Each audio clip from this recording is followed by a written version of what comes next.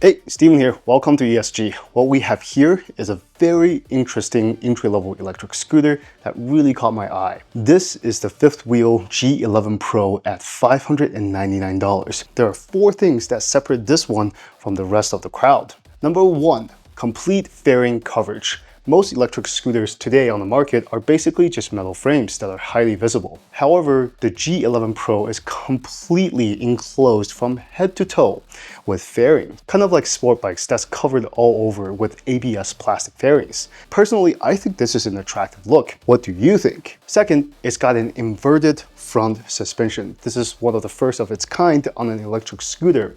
It's also similar to inverted suspensions on a sport bike, which offers better rigidity and better unsprung weight. Third, it's got a charger embedded within the scooter itself, so I only need to carry the cables, which reduces the weight of my backpack. Number 4, I love the bright LEDs that lights up on the dashboard, so I can see in the corner of my eyes what the input is being registered by the scooter.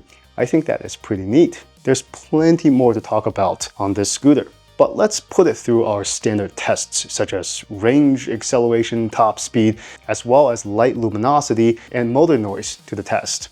We'll give you a final verdict on what we think of the fifth wheel G11PRO. Feel free to jump around using the chapters list, and let's go! Pretty excited about this one.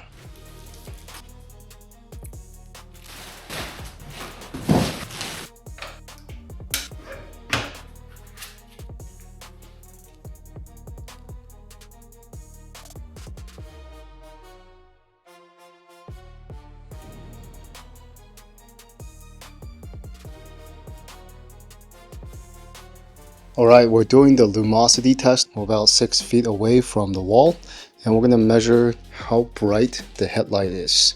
Let's go.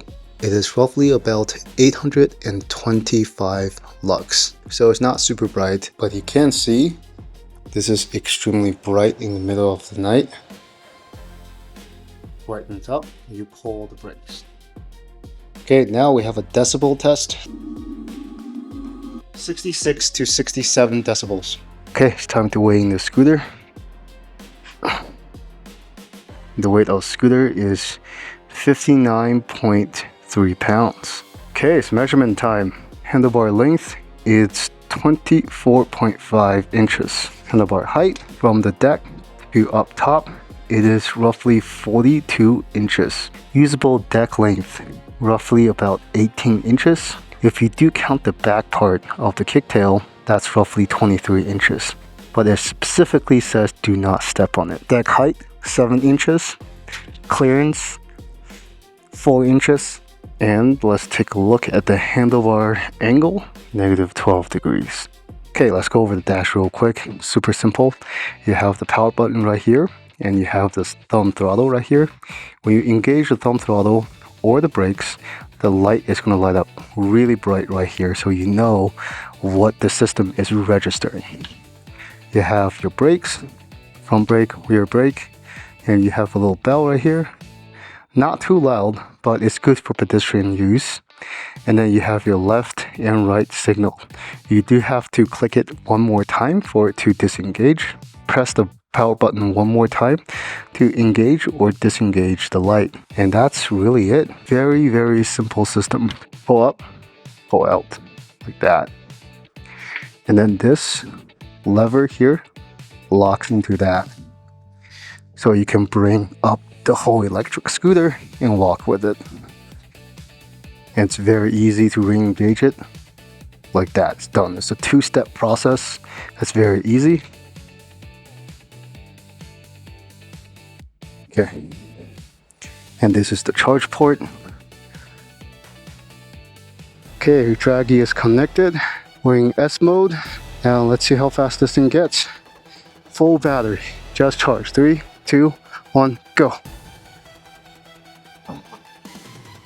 13 miles per hour, 17, 18, 19, 20, 21, 22. Oh, the brakes are really soft and mushy. 0 to 10 in 2.98, 0 to 20 in 8.1 seconds. Smooth and steady is the keyword here.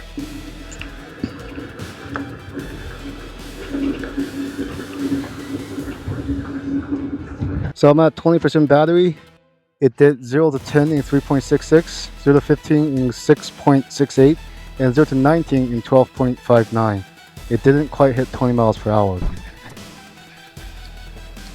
Oh, the brakes are okay, but I feel like they take a very good amount of strength to actuate. Go at 15 miles per hour to that crack. Brake. Okay. Let's see where we are left off. It did pretty well, I think, from what I've seen. Okay, cool. So I started braking at this crack, and that's where I ended up. So I'm gonna track this crack. Hear me say that every day. So the total distance is 14 feet and 10 inches. If you're on disc brakes, you would be sub 10 feet, but this is 14 feet with drum brakes and EABS. So it's to be expected. This is within normal braking kind of performance of drum brakes and the ABS. Ring S mode, this is the fastest mode. By the way, the dash is kind of dim. It's a very cloudy day and the dashboard is still not super visible.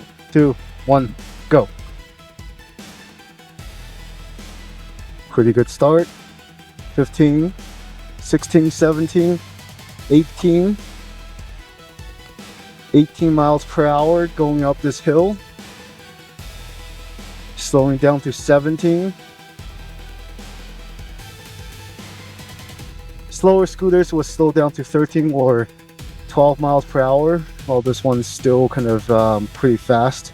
Hill climbing is just like the VMAX series. You know, it's 500 watt motors, but the peak wattage is pretty high, right? So it gives you that extra bump that you need to go up the hill. 2, 1, go.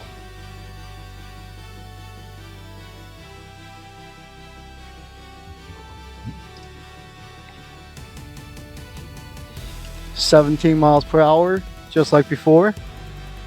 16.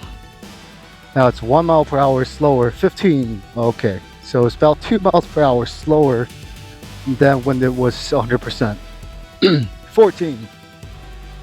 So only at 20% battery does it slow down to other budget scooter, but other than that, it's doing pretty well. So I really like how this scooter accelerates. A lot of the weaker scooters in the $500 to $600 range, what they do is they front load the torque to give you the illusion that it's a really powerful scooter, especially when you're just getting started, going from 0 to 5 or 0 to 10 miles per hour. It gives you this uncontrollable, super torquey acceleration, and then it just really tapers off after that. This one is tuned so that in the beginning, it's very smooth. It's incredibly smooth. So if you're in a crowded area, this scooter starts really gently. But that's not because it doesn't have power. Once you get started into the 5 to 10 mile range, that's when it actually picks up the speed and the torque. I really like how this is tuned. This is not tuned to fool people or trick people into thinking that they got a powerful scooter. This is tuned for real everyday riders and their usability. Also, I do want to point out that these do have signals on the handlebars, and they're pretty bright during the day as well, so you can definitely see them. There is no signal in the back, unlike the VMAX competitor. You only have this in the front. Every time when I use and engage the throttle, this blue light would come on.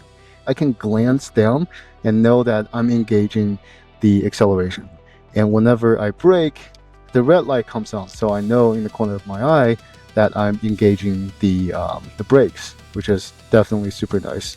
The handlebar length feels pretty good. You have the option of gripping a very close setup or actually move to the side and have a more leveraged open engagement. The center actually has a groove, so it locks into place when it goes straight. I do like that, so it doesn't wobble too much. Of course, the suspension is fully reversed, so that's a very interesting setup. This is the first one that I've seen in person. I really like this setup. This is the same setup that's on my motorcycle, actually. I wouldn't say it feels drastically different. When you're turning, especially making a hard turn, hard lean. The suspensions don't really fight you on that, so that's very good. And also what I love are these giant huge wheels. These wheels are so comfortable, and these are CST tires, right? Okay, so I just came back from completely running down the battery, and let's see where our mileage count is. Okay, so we're at 13.5 miles, and we have completely run down the battery. I would say probably the last half mile, the scooter can only go up to 12 miles per hour. Right before I hit home, it can only go up to 6 or 7 miles per hour. It could potentially maybe go for another quarter mile or so at 3-4 miles per hour, but that's going to be painfully slow, so I don't want to do that. 13 miles, that's not too bad carrying a 200-pound person going at its top speed the entire time, and especially with a lot of headwind. It's a very windy day today. I think it did a phenomenal job, and I really like how this scooter feels when it's riding. The controls, the snappy turning, and then the plush ride. So highly recommend Master Chief out. The first con I can think of is that it doesn't have a rear LED turn signal. The second con is the dashboard is a little bit dim during the day. Even on a cloudy day when I look down, it's hard to see what speed I'm going at. You really have to squint, it's not very bright. And the last con is that the top speed is only 20 miles per hour. This scooter rides really well.